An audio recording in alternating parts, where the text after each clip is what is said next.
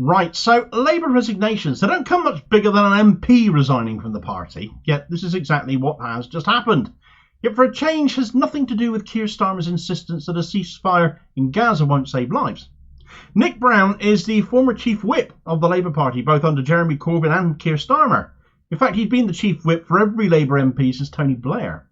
Last September he had the whip suspended, shortly after Starmer had shuffled him out of cabinet, apparently due to a complaint that had been made against him that was so serious it required the withdrawal of the whip, but was being kept so hush-hush that nobody to this day knows exactly why Brown had his party membership suspended, including Brown himself. Now he's sick and tired of this farce and has issued a damning letter saying just what he thinks of it all.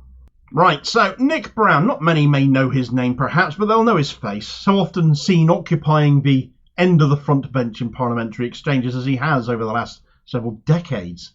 He's been a Labour MP for as long as Jeremy Corbyn has, entering Parliament in 1983 as well. He's been Labour's chief whip for years, on and off since 1997, but having served in that role for every single Labour leader since Blair, bar none. However, that all came to an end in Keir Starmer's 2021 reshuffle, where Brown found himself consigned to the backbenches. Now, having served under all of those leaders as the chief whip, from an actual socialist leader like Corbyn to red Tories like Blair and Starmer, Brown can only be considered a Labour loyalist. He's not factional, and it is that loyalty to the party, ironically, that many suspect was the reason Starmer binned him, because it was said by several Labour sources that Brown was trying to get Starmer to see sense over the matter of Jeremy Corbyn's suspension, the damage it was causing the party. But factionalism trumps common sense these days, honesty and decency too. So if that is true, well, it wouldn't surprise too many of us to see Brown sacked for putting party first by the reprobates running Labour now. Then came Brown's suspension last July, for which over a year and a half on we are still none the wiser as to what it is based on. Now, you can understand if things need to be kept confidential pending an investigation, but why, 18 months later, has no investigation still taking place? Nothing has happened. Brown has just been left hanging as an independent. If he's done something deplorable, it is all the more deplorable for the party to have just sat on that, surely. But by saying nothing, doing nothing, is this more factional abuse of the rules to suit Starmer's regime? We're left asking ourselves that question. Well, Brown has had enough, and via his solicitors Carter Ruck has issued it's a damning letter of resignation, in part due to his age, but in no small part due to the disciplinary process that isn't proceeding, and which he describes as being so fundamentally and inexcusably flawed that I can no longer engage with it.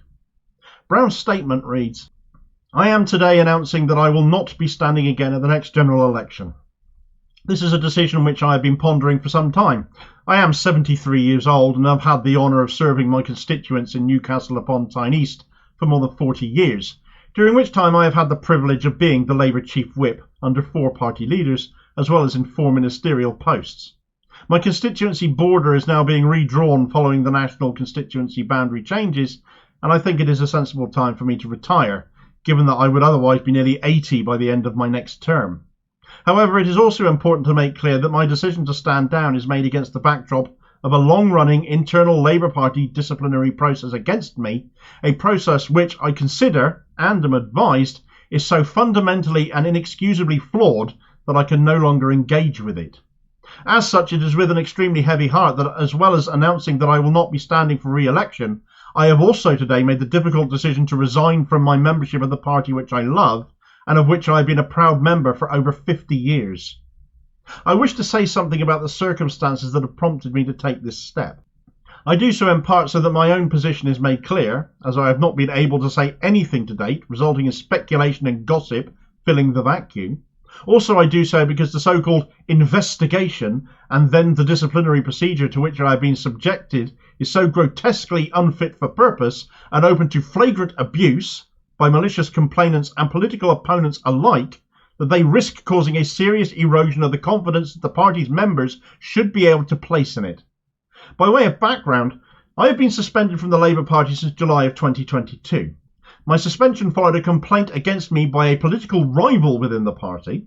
It concerned an allegation about events said to have taken place more than 25 years ago. To be clear, the accusations against me were and remain entirely false, without even the faintest germ of any truth to them.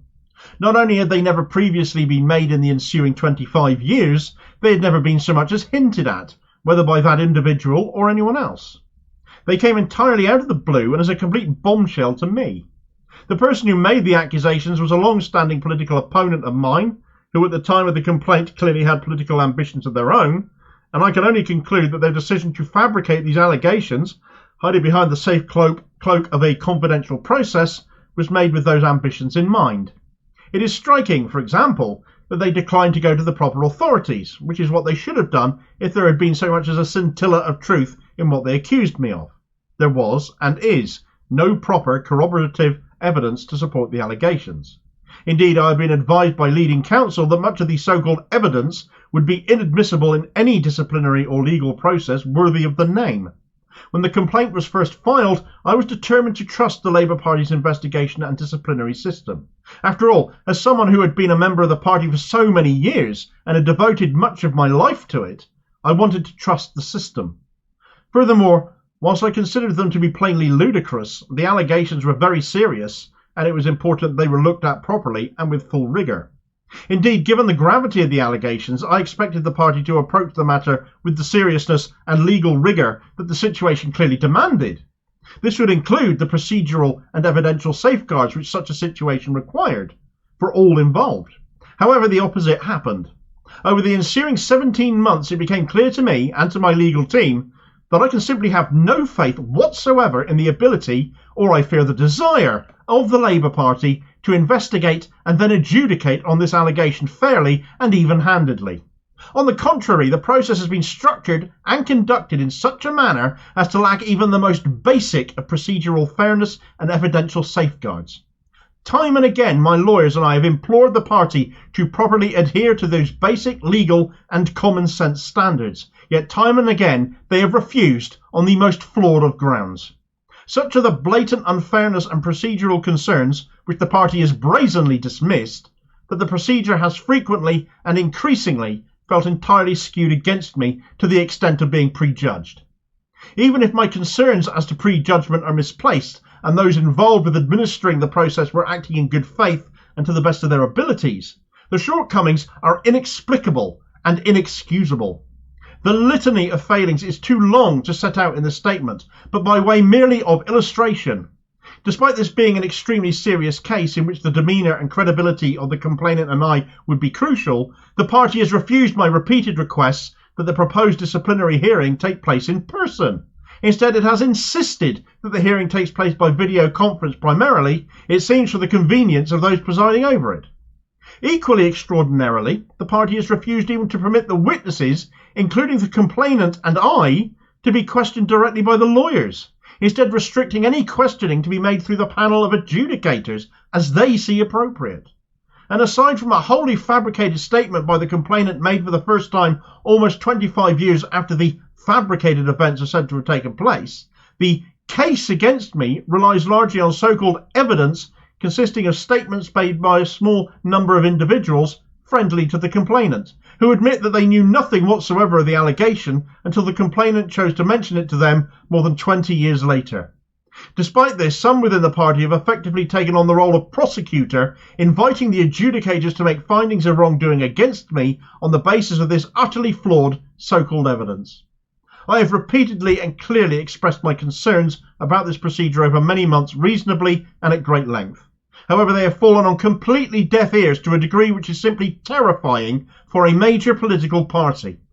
As a consequence, and despite my hopes that good sense, legal propriety and basic natural justice might prevail, it has become increasingly clear to me not only that I cannot possibly expect a fair hearing, but that this process is a complete farce. It is for others to judge whether some within the party consider these flimsy allegations against me to be a convenient pretext for suspending me and then hounding me from the party. It has certainly felt that way, and even if that were not the intention, it is the appearance and effect.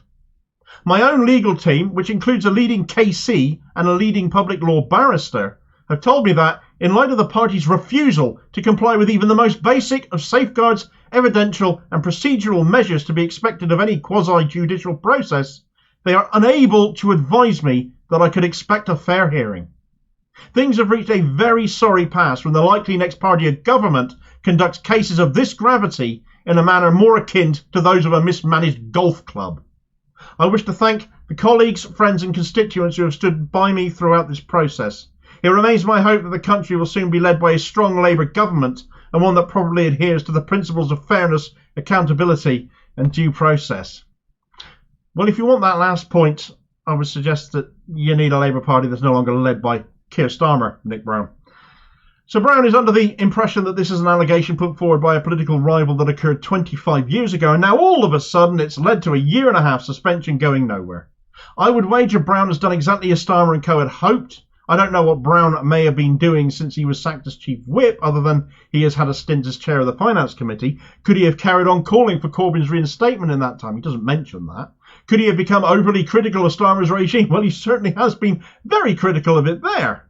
It just strikes me as frightfully convenient this complaint comes up now after all of this time, right after he had been calling for Corbyn to get the whip back, and then Starmer leaves him with his disciplinary process just completely stagnated. And of course, Starmer, we remember, is a lawyer as well. Did he run the CPS like this? Does beg question, doesn't it? His complaints about the process and the advice given that it is completely unfit for purpose seem completely accurate. By walking, he may have done Starmer a favour. As I said, it means there's no awkward deselection and nomination of a new candidate for the seat of Newcastle upon Tyne East. Corbyn not planning on doing Starmer the same favour, certainly. But this whole sorry story and resignation just seems indicative of how far Starmer will go to rid himself of certain people, certain MPs, that have displeased him, that are working against him, that he's afraid of, perhaps. The weaponisation of the disciplinary process, which won't be news to any of the very many people who have been investigated by the governance and legal unit. Those sort of disciplinaries dealt with quickly enough, certainly when Labour wants to purge ordinary members. But whether Brown will continue with any legal proceedings here is unclear. But it should be obvious to anyone by now that there is nothing either democratic or socialist about the Labour Party anymore. It's a regime, and there's no room for voices of dissent at all. And if you are dissenting, well, they'll find some way to get you out. Thanks for watching. I hope you found this video useful. Please like, share and subscribe if you did. More content out daily. Please do have your say on this story in the comments below and be part of the conversation. Meanwhile, here's a video recommendation where another Labour MP that is currently suspended, possibly pending his own eventual removal from the party, Andy MacDonald, has been suspended by the Labour Party over something that he never even said. Such is the ridiculousness of what the faction feel they can get away with. And I'll hopefully catch you on the next vid. Cheers, folks.